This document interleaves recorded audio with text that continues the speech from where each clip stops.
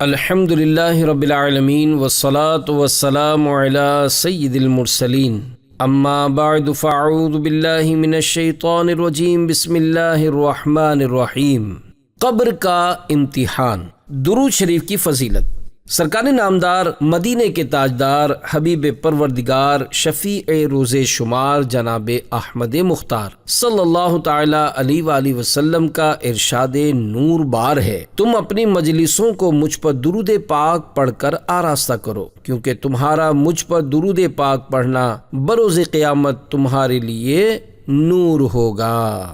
صلو علی الحبیب صلی اللہ تعالی علی محمد۔ یاد رکھ ہر آن آخر موت ہے، بن تو مت انجان آخر موت ہے۔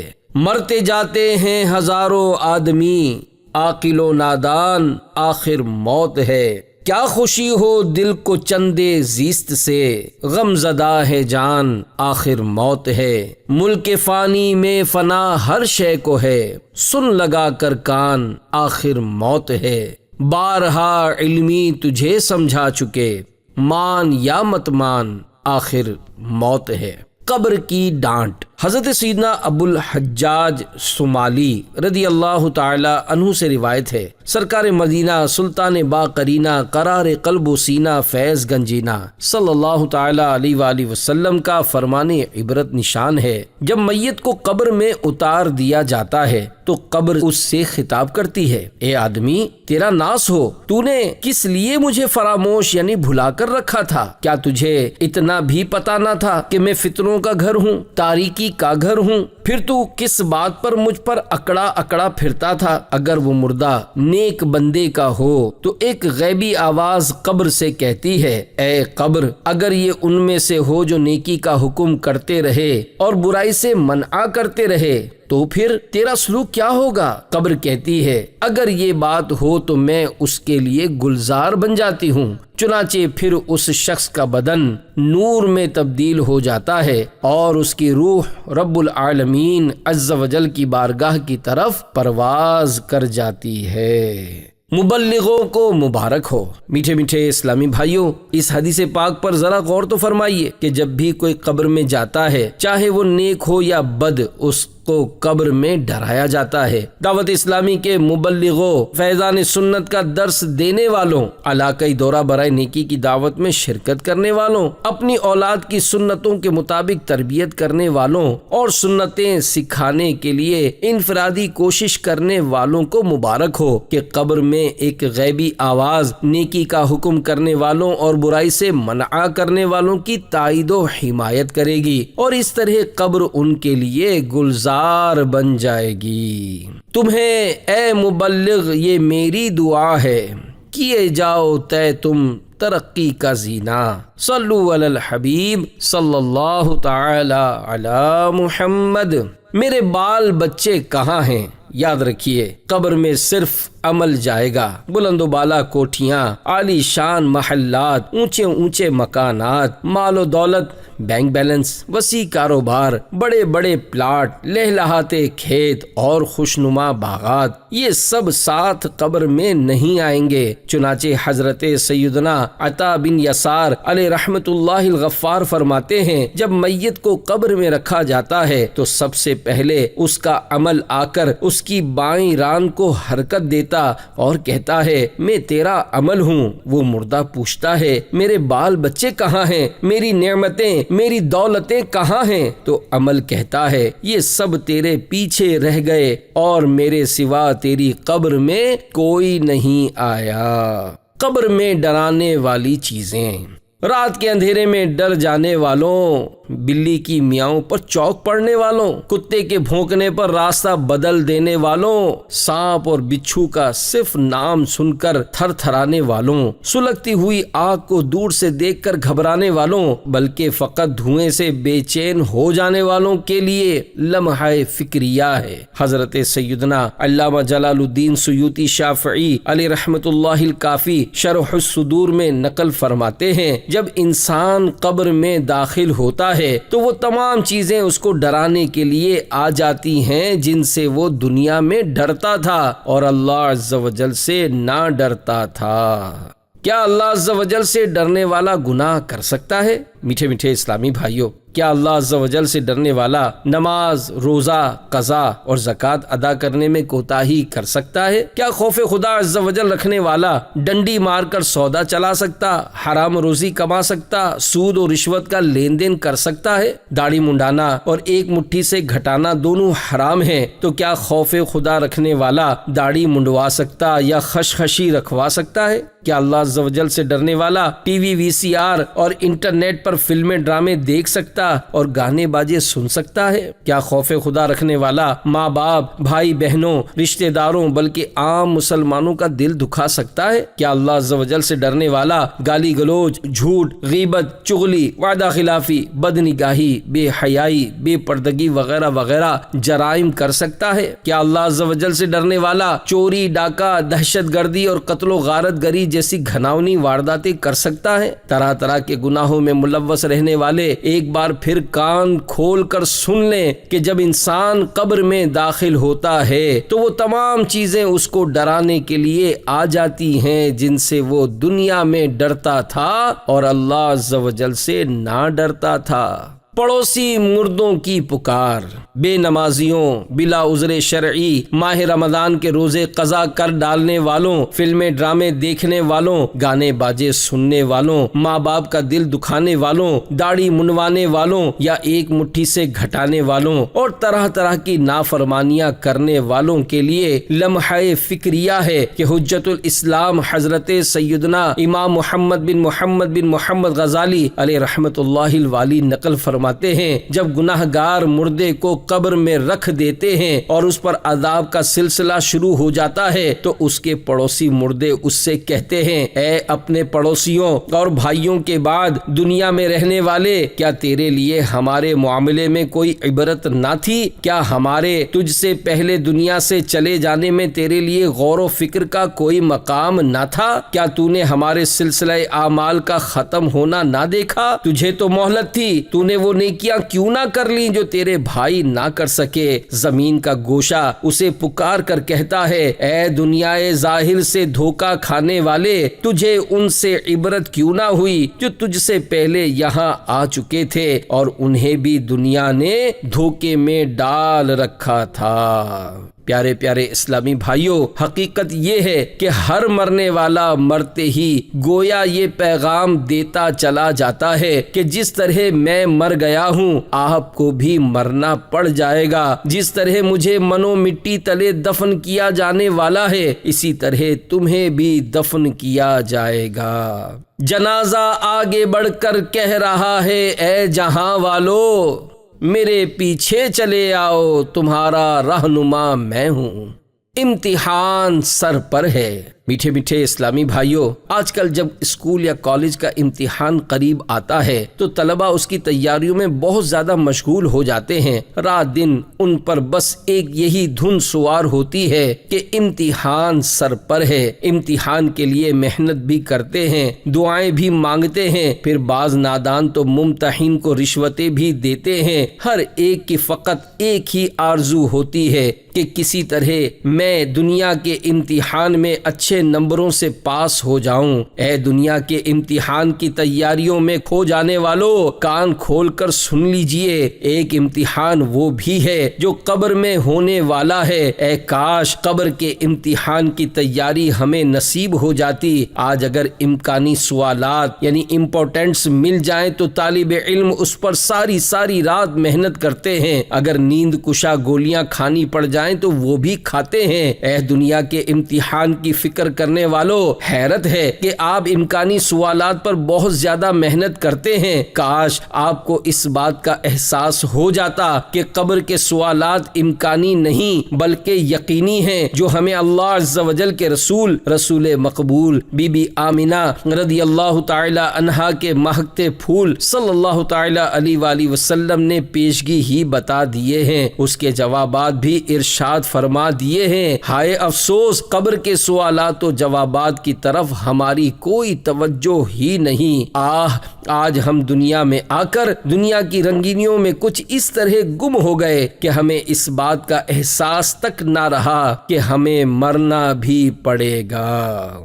دلا غافل نہ ہو یکدم یہ دنیا چھوڑ جانا ہے، بغیچے چھوڑ کر خالی زمیں اندر سمانا ہے۔ تیرا نازک بدن بھائی جو لیٹے سیج پھولوں پر، یہ ہوگا ایک دن بے جاں اسے کرموں نے کھانا ہے۔ تو اپنی موت کو مت بھول کر سامان چلنے کا، زمیں کی خاک پر سونا ہے اینٹوں کا سرہانا ہے۔ نہ بیلی ہو سکے بھائی نہ بیٹا باپ تے مائی، تو کیوں پھرتا ہے سودائی، عمل نے کام آنا ہے۔ عزیزہ یاد کر جس دن کے عزرائیل آویں گے، نہ جاوے کوئی تیرے سنگ، اکیلا تو نے جانا ہے۔ جہاں کے شغل میں شاغل، خدا کی یاد سے غافل، کرے دعویٰ کہ یہ دنیا میرا دائم ٹھکانہ ہے۔ غلام اقدم نہ کر غفلت، حیاتی پہ نہ ہو غرہ، خدا کی یاد کر ہر دم کہ جس نے کام آنا ہے۔ نقل کرنے والا ہی کامیاب۔ میٹھے میٹھے اسلامی بھائیوں، اللہ تعالیٰ آپ سب پر اپنا فضل و کرم فرمائے۔ اللہ تبارک و تعالیٰ آپ سب کو مدینہ منورہ زادہ اللہ شرفا و تعظیما میں زیر گنبد خضرا جلوہ محبوب صلی اللہ علیہ وآلہ وسلم میں ایمان و عافیت کے ساتھ شہادت نصیب کرے، اور یہ ساری دعائیں خاک مدینہ کے صدقے مجھ سگے مدینہ عفی عنہ کے حق میں بھی قبول فرمائے۔ اللہ عز و جل نے محض اپنے فضل و کرم سے ہمیں ایسا پاکیزہ نمونہ عطا فرما دیا ہے کہ جو مسلمان اس نمونے کی جتنی اچھی نقل کرے گا اتنا ہی وہ اعلیٰ کامیاب ہوگا۔ چنانچہ اللہ تبارک و تعالی اس مقدس نمونے کا اعلان پارہ 21 سورۃ الاحزاب کی 21ویں آیت کریمہ میں اس طرح فرماتا ہے: لقد كان لكم في رسول الله أسوة حسنة۔ ترجمہ کنز الایمان، بے شک تمہیں رسول اللہ کی پیروی بہتر ہے۔ تو اس رحمت والے نمونے کی جو نقل کرے گا وہی کامیاب ہوگا، اور اللہ عز و جل کے اس عطا کردہ بے مثل نمونے کو چھوڑ کر جو شیطان کی پیروی کرے گا، غیر مسلموں کے طور طریقے اپنائے گا، وہ ہرگز کامیاب نہیں ہو سکے گا۔ بد نصیب دولہا سویا ہی رہ گیا۔ میٹھے میٹھے اسلامی بھائیوں، اللہ تعالیٰ آپ پر فضل و کرم کرے۔ ہو سکتا ہے کہ آپ میں سے کسی کے بارے میں یہ شور برپا ہو جائے کہ رات کو تو یہ بھلا چنگا سویا تھا، لیکن صبح جب نوکری کے لیے جگایا گیا تو معلوم ہوا کہ آج تو وہ ایسا سویا ہے کہ اب قیامت تک سویا ہی رہے گا، یعنی اس کی روح پرواز کر چکی ہے۔ ہاں، یہ باب المدینہ کراچی میں ہونے والا ایک دل خراش واقعہ ہے کہ ایک نوجوان کی شادی ہوئی، رخصتی کی تاریخ بھی آ گئی، کل رخصتی ہونی ہے۔ رات کو شکرانے کے نوافل اور شکرانے میں صدقہ و خیرات کرنے کے بجائے شیطان کی پیروی میں ناچ رنگ کی محفل برپا کی گئی۔ خاندان کی بہو بیٹیاں طبلے کی تھاپ پر رقص کر رہی ہیں اور مرد بھی ناچ ناچ کر اپنے بے ڈھنگے فن کا مظاہرہ کر رہے ہیں۔ رات بھر ادھم مچا کر جب فجر کی اذانیں شروع ہوئیں تو بجائے مسجد کا رخ کرنے کے لوگ سونے کے لیے چلے گئے۔ دولہا بھی اپنے بستر پر لیٹا، رات بھر کی تھکن کی وجہ سے آنکھ لگ گئی۔ پیارے اسلامی بھائیوں، ذرا کلیجہ تھام کر سنیے، جمعہ کا دن تھا۔ ماں نے دوپہر کے 12 بجے کسی کو بھیجا کہ میرے لال کو اٹھا دو، آج جمعہ کا دن ہے، جلدی جلدی غسل کر لے اور تیاری کرے کہ آج اس کی دلہن گھر آنے والی ہے۔ جگانے کے لیے گھر کا ایک عزیز پہنچتا ہے، آوازیں دیتا ہے، لیکن دولہے میاں جواب نہیں دے رہے۔ اوہو، آخر رات کی اتنی بھی کیا تھکن کہ آنکھ ہی نہیں کھل رہی۔ مگر جب ہلا جلا کر دیکھا تو اس کی چیخیں نکل گئیں کہ یہ تو ہمیشہ کے لیے سو گیا ہے۔ کوہرام مچ گیا، شادی کا گھر ماتم کدا بن گیا۔ جہاں ابھی رات دھوم سے شادیانے بج رہے تھے وہاں اب آہو بکا کا شور برپا ہو گیا۔ جہاں ہنسی کے فوارے ابل رہے تھے وہاں آنسوؤں کے دھارے بہنے لگے۔ تجہیز و تکفین کی تیاریاں ہونے لگیں۔ آہ صد آہ چند گھنٹوں کے بعد جسے سر پر مہکتے پھولوں کا صحرا پہنا کر سج دج کے ساتھ سجی ہوئی کار میں سوار کیا جانا تھا، وہ بدنصیب دولہا جنازے کی ڈولی میں سوار کر دیا گیا۔ باراتی شادی حال میں پہنچانے کے بجائے اسے کندھوں پر لاد کر سوئے قبرستان چل پڑے ہیں۔ ہائے ہائے، بدنصیب دولہا روشنیوں کے چکا چوند سے نکل کر گھپ اندھیری قبر کی طرف بڑھتا چلا جا رہا ہے۔ اب اسے رنگ برنگے پھولوں سے سجے ہوئے اور جگمگاتے حجلہ سایے عروسی میں نہیں بلکہ کیڑے مکوڑوں سے ابھرتی ہوئی وحشت ناک قبر میں رکھا جائے گا۔ اب اس کے بدن پر شادی کا خوشنما رنگ برنگا مہکتا جوڑا نہیں بلکہ کافور کی غمگین خوشبو میں بسا ہوا کفن ہے، اور دیکھتے ہی دیکھتے بد نصیب دولہا قبر میں اتار دیا گیا۔ آہ تو خوشی کے پھول لے گا کب تلک، تو یہاں زندہ رہے گا کب تلک۔ قبر کا ہولناک منظر۔ میٹھے میٹھے اسلامی بھائیوں، ہمیں بھی ایک دن مرنا اور اندھیری قبر میں اترنا پڑے گا۔ ہاں ہم اپنے دفن کرنے والوں کو دیکھ اور سن رہے ہوں گے جب وہ مٹی ڈال رہے ہوں گے، یہ دردناک منظر بھی نظر آ رہا ہوگا، لیکن بول کچھ نہیں سکیں گے۔ دفن کرنے کے بعد ہمارے ناز اٹھانے والے رخصت ہو رہے ہوں گے، قبر میں ان کے قدموں کی چاپ سنائی دے رہی ہوگی، دل ڈوبا جا رہا ہوگا۔ اتنے میں اپنے لمبے لمبے دانتوں سے قبر کی دیواروں کو چیرتے ہوئے خوفناک شکلوں والے کالے کالے محیب بالوں کو لٹکائے دو فرشتے منکر نکیر قبر میں آ موجود ہوں گے۔ ان کی آنکھوں سے شعلے نکل رہے ہوں گے اور وہ سختی کے ساتھ بٹھائیں گے اور کرخت یعنی سخت لہجے میں سوالات کریں گے۔ دنیا کی رنگینیوں میں گم صرف دنیاوی امتحان ہی کی فکر کرنے والوں، فلمیں ڈرامے دیکھنے والوں، گانے باجے سننے والوں، داڑھی منڈانے والوں، داڑھی کو ایک مٹھی سے گھٹانے والوں، حرام روزی کمانے والوں، سود اور رشوت کا لین دین کرنے والوں، اپنے عہدے اور منصب سے ناجائز فائدہ اٹھا کر مظلوموں کی آہیں لینے والوں، جھوٹ بولنے والوں، غیبت اور چغل خوری کرنے والوں، ماں باپ کا دل دکھانے والوں، اپنی اولاد کو شریعت و سنت کے مطابق تربیت نہ دلانے والوں، مذہبی رنگ نہ چڑھ جائے اس بری نیت سے اپنی اولاد کو سنتوں بھرے مدنی ماحول اور دعوت اسلامی کے اجتماع سے روکنے والوں، اپنی اولاد کو داڑھی مبارک سجانے سے روکنے والوں، بے پردگی کرنے والیوں اور کھلے بال لے کر گلیوں اور بازاروں میں گھومنے والیوں، میک اپ کر کے شاپنگ سینٹروں اور رشتہ داروں کے گھروں پر بے پردہ جانے والیوں اور دلیری کے ساتھ طرح طرح کے گناہوں میں رچے بسے رہنے والوں سے اگر اللہ عز و جل ناراض ہو گیا اور اس کے پیارے محبوب صلی اللہ علیہ وآلہ وسلم روٹھ گئے اور گناہوں کے سبب معاذ اللہ عز و جل ایمان برباد ہو گیا تو کیا بنے گا؟ بڑے سخت لہجے میں سوالات ہو رہے ہیں۔ مر رب کا یعنی تیرا رب کون ہے؟ رب عز و جل کو کب یاد کیا تھا؟ جواب نہیں بن پڑ رہا، جو ایمان برباد کر بیٹھا اس کی زبان سے نکل رہا ہے ہی ہاتا لا ادری، یعنی افسوس افسوس مجھے کچھ نہیں معلوم۔ پھر پوچھا جائے گا ما دینو کا یعنی تیرا دین کیا ہے؟ قبر میں مردہ سوچ رہا ہے کہ میں نے تو آج تک دنیا ہی بسائی تھی، قبر کے امتحان کی تیاری کی طرف کبھی ذہن ہی نہیں گیا تھا، بس صرف دنیا کی رنگینیوں ہی میں کھویا ہوا تھا، مجھے قبر کے امتحان کا کہاں پتا تھا؟ کچھ سمجھ نہیں آ رہی اور زبان سے نکل رہا ہے ہی ہاتا لا ادری، یعنی افسوس افسوس مجھے کچھ نہیں معلوم۔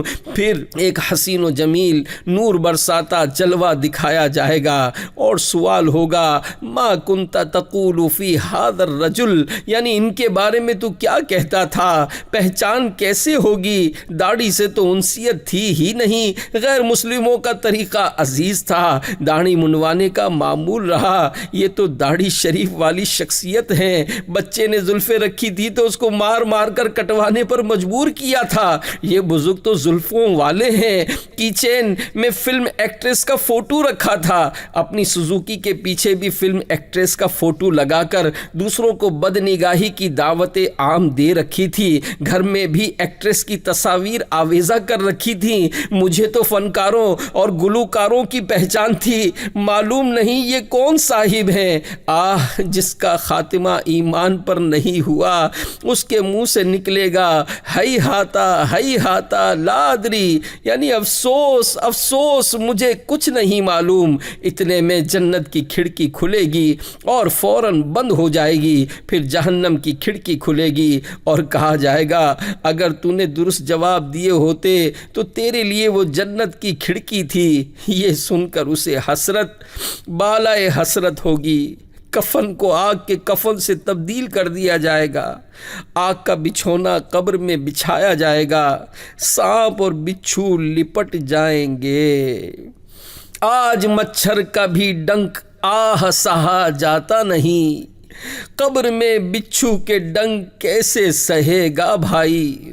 جلوے جانا صلی اللہ تعالی علیہ وآلہ وسلم۔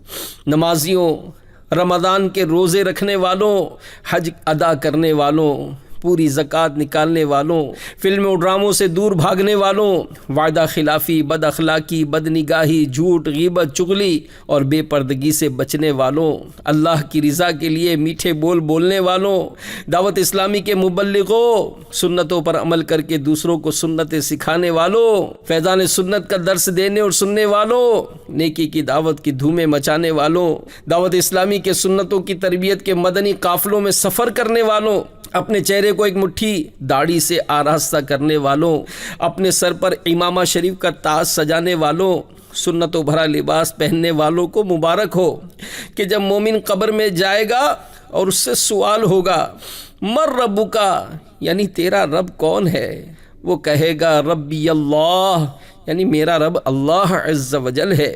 ما دینوں کا، یعنی تیرا دین کیا ہے، زبان سے نکلے گا دینی الاسلام، یعنی میرا دین اسلام ہے۔ الحمدللہ عز و جل، اسی اسلام کی محبت میں تو دعوت اسلامی کے مدنی قافلے میں سفر کیا کرتا تھا، اسی اسلام کی محبت میں تو میں معاشرے کے تانے سہتا تھا، سنتوں پر عمل کرتا دیکھ کر لوگ مذاق اڑاتے تھے مگر میں ہنسی خوشی برداشت کیا کرتا تھا، اسی دین اسلام کی خاطر میری زندگی وقف تھی۔ پھر کسی کا رحمت بھرا جلوہ دکھایا جائے گا تو خوش نصیب نمازیوں، روزہ داروں، حاجیوں، فرض ہونے کی صورت میں پوری زکوٰۃ ادا کرنے والوں، سنتوں پر عمل کرنے والوں، نیکی کی دعوت کی دھومیں مچانے والوں اور مدنی قافلوں میں سنتوں بھرا سفر کرنے والوں کا دل خوشی سے جھوم اٹھے گا، کیونکہ دنیا ہی میں بقول مفتی احمد یار خان علیہ رحمت الحنان عشاق کی یہ کیفیت ہوتی ہے، روح نہ کیوں ہو مضطرب موت کے انتظار میں، سنتا ہوں مجھ کو دیکھنے آئیں گے وہ مزار میں۔ اور اس حسرت کو بھی زندگی بھر پروان چڑھایا تھا کہ قبر میں سرکار آئیں تو میں قدموں پر گروں، گر فرشتے بھی اٹھائیں تو میں ان سے یوں کہوں، اب تو پائے ناز سے میں اے فرشتوں کیوں اٹھوں، مر کے پہنچا ہوں یہاں اس دل ربا کے واسطے۔ تو جب سرکار نامدار، مدینے کے تاجدار، ہم غریبوں کے غم گسار، بے کسوں کے مددگار، شہنشاہ والا تبار، صاحب پسینہ خوشبودار، شفیع روز شمار جناب احمد مختار صلی اللہ تعالی علیہ وآلہ وسلم کے بارے میں پوچھا جائے گا، ما کنت تقول فی ھذا الرجل، اس مرد کے بارے میں تو کیا کہتا تھا، تو زبان سے بے ساختہ جاری ہوگا، ہوا رسول اللہ صلی اللہ تعالی علیہ وآلہ وسلم، یعنی یہ اللہ عز و جل کے رسول صلی اللہ علیہ وآلہ وسلم ہیں، یہی تو میرے وہ آقا صلی اللہ علیہ وآلہ وسلم ہیں جن کا ذکر خیر سن کر میں جھومتا تھا اور نام نامی اسم گرامی سن کر عقیدت سے انگوٹھے چومتا تھا۔ یہ تو میرے وہی میٹھے میٹھے آقا محمد رسول اللہ صلی اللہ علیہ وآلہ وسلم ہیں جن کی یاد میرے لیے سرمایہ حیات تھی۔ یہی تو میرے پیارے پیارے آقا صلی اللہ علیہ وآلہ وسلم ہیں کہ جن کا ذکر میرے دل کا سرور اور میری آنکھوں کا نور تھا۔ تمہاری یاد کو کیسے نہ زندگی سمجھوں، یہی تو ایک سہارا ہے زندگی کے لیے، میرے تو آپ ہی سب کچھ ہے رحمت عالم، میں جی رہا ہوں زمانے میں آپ ہی کے لیے۔ اور جب سرکار صلی اللہ علیہ وآلہ وسلم جلوہ دکھا کر تشریف لے جانے لگیں گے تو انشاءاللہ عز و جل قدموں سے لپٹ کر عرض ہوگی، یا رسول اللہ صلی اللہ علیہ وآلہ وسلم، دل بھی پیاسا نظر بھی ہے پیاسی، کیا ہے ایسی بھی جانے کی جلدی، ٹھہرو ٹھہرو ذرا جانے عالم، ہم نے جی بھر کے دیکھا نہیں ہے۔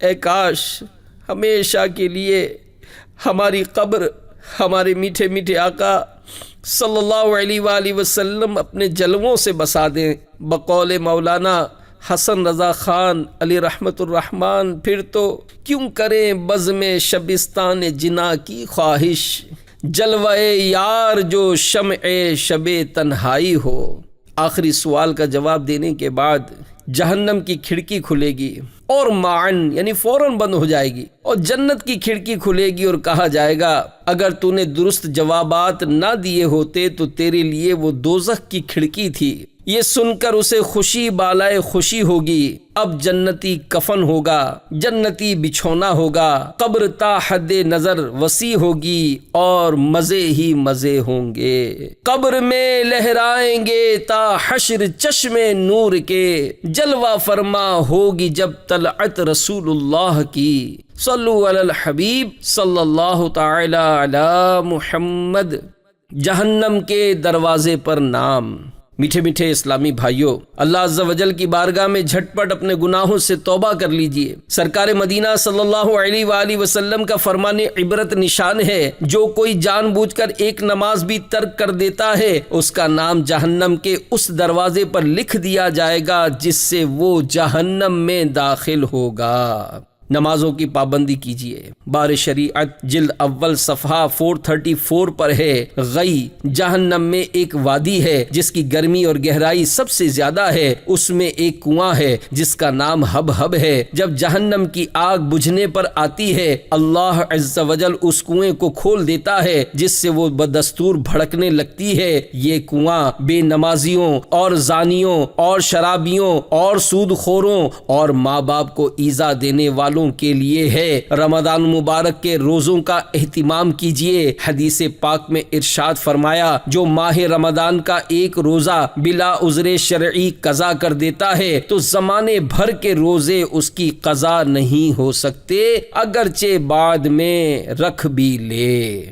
میٹھے میٹھے اسلامی بھائیوں، پچھلی نمازیں یا روزے اگر باقی ہیں تو ان کا حساب کر لیجئے، قضا عمری کر لیجئے اور جان بوجھ کر کی ہوئی تاخیر کے گناہ کی توبہ بھی کر لیجئے۔ فلمیں ڈرامے دیکھنے اور بدنگاہی کرنے والوں کو ڈر جانا چاہیے کہ مکاشفت القلوب میں ہے، جو اپنی آنکھوں کو حرام سے پر کرے گا اس کی آنکھوں میں قیامت کے روز اللہ تعالی آگ بھر دے گا۔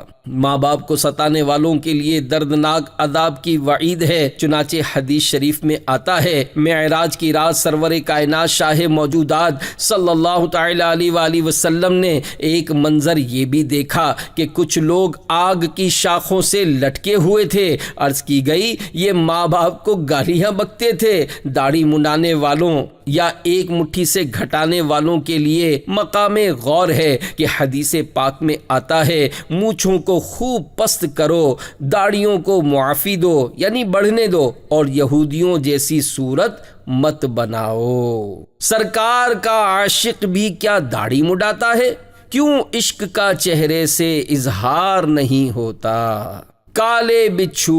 پاکستان کے مشہور شہر کوئٹہ کے کسی قریبی گاؤں میں ایک لاوارث کلین شیو نوجوان مرا پایا گیا۔ لوگوں نے مل کر اس کو دفنا دیا۔ اتنے میں مرحوم کے عزیز آ پہنچے اور کہنے لگے کہ ہم اس کی لاش کو نکال کر لے جائیں گے اور اپنے گاؤں میں دفنائیں گے۔ لہذا قبر دوبارہ کھودی گئی۔ جب چہرے کی طرف سے سل ہٹائی گئی تو لوگوں کی چیخیں نکل گئیں۔ کفن چہرے سے ہٹا ہوا تھا اور کلین شیو نوجوان کے چہرے پر کالے کالے بچھوؤں کی کالی کالی داڑھی بنی ہوئی تھی۔ لوگوں نے گھبرا کر جلدی جلدی سل رکھی، مٹی ڈالی اور بھاگ گئے۔ میٹھے میٹھے اسلامی بھائیوں، ہم سب کو اللہ تعالیٰ بچھوؤں سے بچائے، آمین۔ جلدی جلدی پیارے پیارے اور شہد سے بھی میٹھے آقا صلی اللہ تعالی علیہ وآلہ وسلم کی سنت چہرے پر سجا لیجئے، اور جو اب تک منڈاتے یا خشخشی کرواتے رہے ہیں وہ اس گناہ سے توبہ بھی کر لیں۔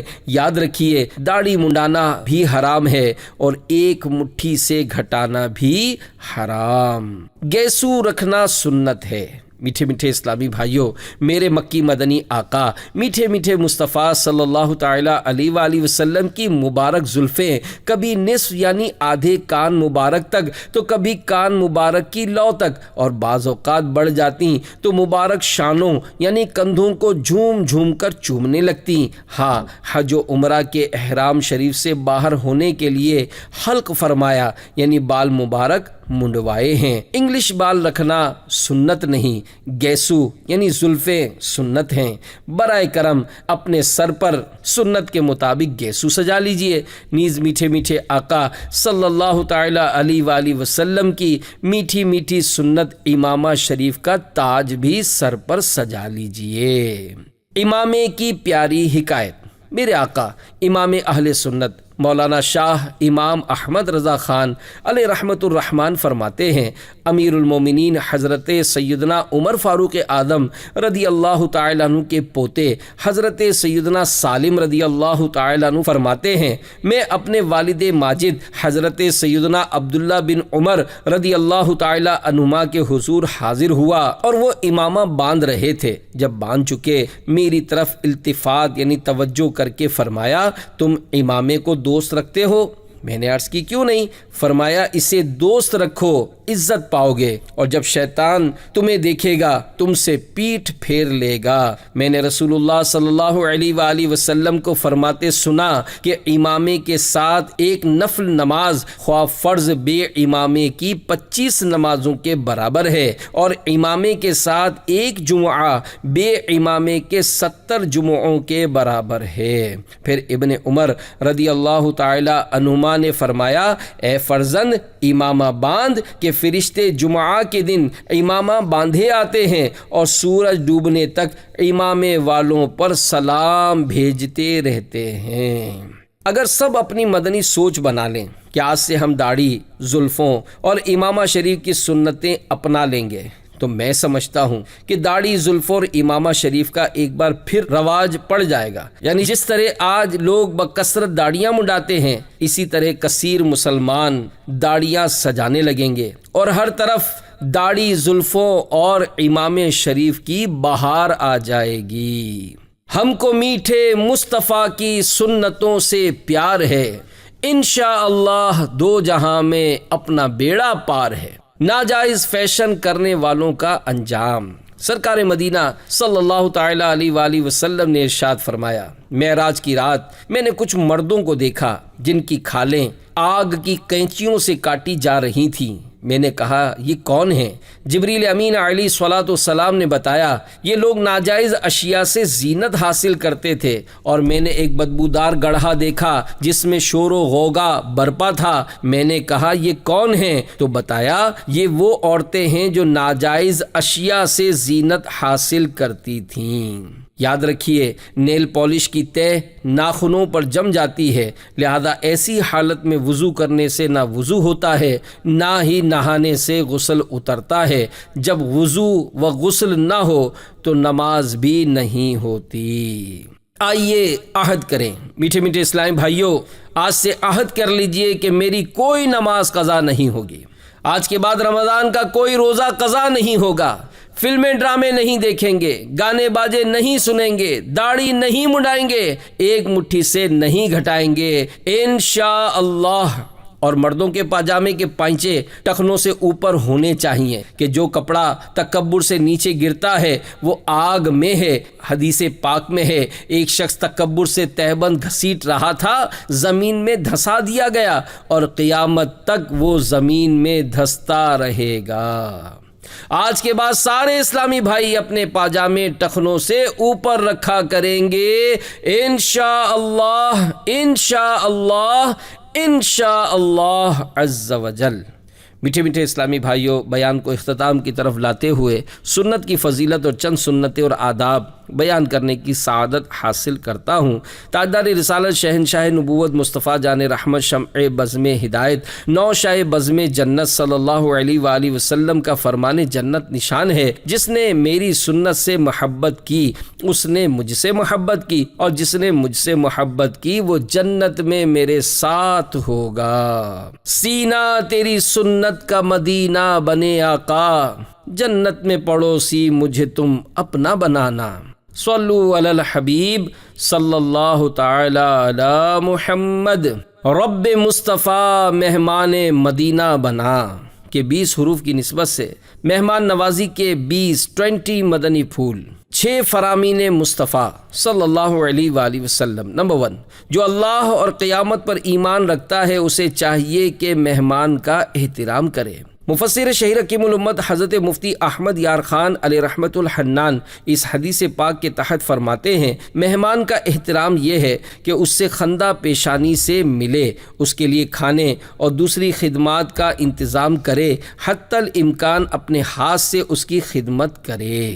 نمبر 2، جب کوئی مہمان کسی کے یہاں آتا ہے تو اپنا رزق لے کر آتا ہے، اور جب اس کے یہاں سے جاتا ہے تو صاحب خانہ کے گناہ بخشے جانے کا سبب ہوتا ہے۔ نمبر 3، جس نے نماز قائم کی، زکوٰۃ ادا کی، حج ادا کیا، رمضان کے روزے رکھے اور مہمان کی مہمان نوازی کی، وہ جنت میں داخل ہوگا۔ نمبر 4، جو شخص باوجود قدرت مہمان نوازی نہیں کرتا اس میں بھلائی نہیں۔ نمبر 5، آدمی کی کم عقلی ہے کہ وہ اپنے مہمان سے خدمت لے۔ نمبر 6، سنت یہ ہے کہ آدمی مہمان کو دروازے تک رخصت کرنے جائے۔ مفتی احمد یار خان علیہ رحمت الحنان فرماتے ہیں، ہمارا مہمان وہ ہے جو ہم سے ملاقات کے لیے باہر سے آئے، خواہ اس سے ہماری واقفیت پہلے سے ہو یا نہ ہو، جو ہمارے لیے اپنے ہی محلہ یا اپنے شہر میں سے ہم سے ملنے آئے 2-4 منٹ کے لیے، وہ ملاقاتی ہے، مہمان نہیں۔ اس کی خاطر تو کرو مگر اس کی دعوت نہیں ہے، اور جو ناواقف شخص اپنے کام کے لیے ہمارے پاس آئے وہ مہمان نہیں، جیسے حاکم یا مفتی کے پاس مقدمے والے یا فتویٰ والے آتے ہیں، یہ حاکم کے مہمان نہیں ہیں۔ مہمان کو چاہیے کہ اپنے میزبان کی مصروفیت اور ذمہ داریوں کا لحاظ رکھے۔ بہار شریعت جلد 3 صفحہ 391 پر حدیث نمبر 14 ہے، جو شخص اللہ عز و جل اور قیامت کے دن پر ایمان رکھتا ہے وہ مہمان کا اکرام کرے، ایک دن رات اس کا جائزہ ہے، یعنی ایک دن اس کی پوری خاطرداری کرے، اپنے مقدور بھر اس کے لیے تکلف کا کھانا تیار کرائے، اور ضیافت 3 دن ہے، یعنی ایک دن کے بعد تکلف نہ کرے بلکہ جو حاضر ہو وہی پیش کر دے، اور 3 دن کے بعد صدقہ ہے۔ مہمان کے لیے یہ حلال نہیں کہ اس کے یہاں ٹھہرا رہے کہ اسے حرج میں ڈال دے۔ جب آپ کسی کے پاس بطور مہمان جائیں تو مناسب ہے کہ اچھی اچھی نیتوں کے ساتھ حسب حیثیت میزبان یا اس کے بچوں کے لیے تحفے لیتے جائیے۔ بعض اوقات ایسا بھی ہوتا ہے کہ اگر مہمان کچھ تحفہ نہ لائے تو میزبان یا اس کے گھر والے مہمان کی برائی کے گناہوں میں پڑتے ہیں، تو جہاں یقینی طور پر یا ظن غالب سے ایسی صورتحال ہو وہاں مہمان کو چاہیے کہ بغیر مجبوری کے نہ جائے، ضرورتاً جائے اور تحفہ لے جائے تو حرج نہیں۔ البتہ میزبان نے اس نیت سے لیا کہ اگر مہمان تحفہ نہ لاتا تو یہ یعنی میزبان اس مہمان کی برائیاں کرتا، یا بطور خاص نیت تو نہیں مگر اس کا ایسا برا معمول ہے، تو جہاں اسے غالب گمان ہو کہ لانے والا اسی طور پر یعنی شر سے بچنے کے لیے لایا ہے، تو اب لینے والا میزبان گناہگار اور عذاب نار کا حقدار ہے، اور یہ تحفہ اس کے حق میں رشوت ہے۔ ہاں اگر برائی بیان کرنے کی نیت نہ ہو اور نہ اس کا ایسا معمول ہو تو تحفہ قبول کرنے میں حرج نہیں۔ صدر الشریعہ بدر الطریقہ حضرت علامہ مولانا مفتی محمد امجد علی اعظمی علیہ رحمت اللہ القوی فرماتے ہیں، مہمان کو 4 باتیں ضروری ہیں۔ نمبر 1، جہاں بٹھایا جائے وہیں بیٹھے۔ نمبر 2، جو کچھ اس کے سامنے پیش کیا جائے اس پر خوش ہو، یہ نہ ہو کہ کہنے لگے کہ اس سے اچھا تو میں اپنے ہی گھر کھایا کرتا ہوں، یا اسی قسم کے دوسرے الفاظ۔ نمبر 3، بغیر اجازت صاحب خانہ یعنی میزبان سے اجازت لیے بغیر وہاں سے نہ اٹھے، اور نمبر 4، جب وہاں سے جائے تو اس کے لیے دعا کرے۔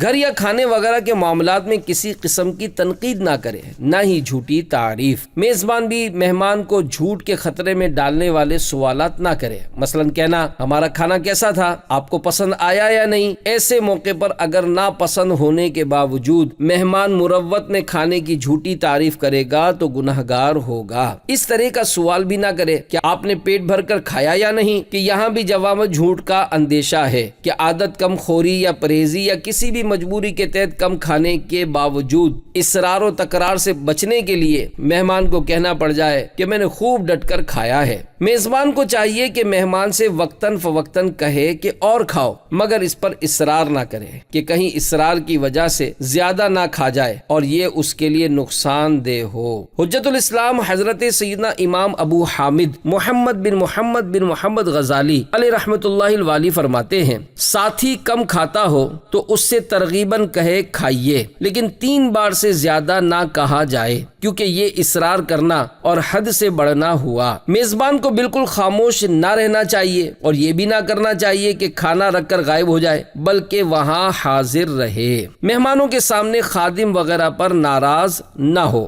میزبان کو چاہیے کہ مہمان کی خاطرداری میں خود مشغول ہو، خادموں کے ذمے اس کو نہ چھوڑے کہ یہ حضرت سیدنا ابراہیم خلیل اللہ علی نبینا وعلیہ الصلوۃ والسلام کی سنت ہے۔ جو شخص اپنے بھائیوں یعنی مہمانوں کے ساتھ کھاتا ہے اس سے حساب نہ ہوگا۔ حجت الاسلام حضرت سیدنا امام ابو حامد محمد بن محمد غزالی علیہ رحمۃ اللہ الوالی فرماتے ہیں، جو شخص کم خوراک ہو جب وہ لوگوں کے ساتھ کھائے تو کچھ دیر بعد کھانا شروع کرے اور چھوٹے لقمے اٹھائے اور آہستہ آہستہ کھائے تاکہ آخر تک دوسرے لوگوں کا ساتھ دے سکے۔ اگر کسی نے اس لیے جلدی سے ہاتھ روک لیا تاکہ لوگوں کے دلوں میں مقام پیدا ہو اور اس کو پیٹ کا قفل مدینہ لگانے والا یعنی بھوک سے کم کھانے والا تصور کریں تو ریاکار اور عذاب نار کا حقدار ہے۔ اگر بھوک سے کچھ زیادہ اس لیے کھا لیا کہ مہمان کے ساتھ کھا رہا ہے اور معلوم ہے کہ یہ ہاتھ روک دے گا تو مہمان شرما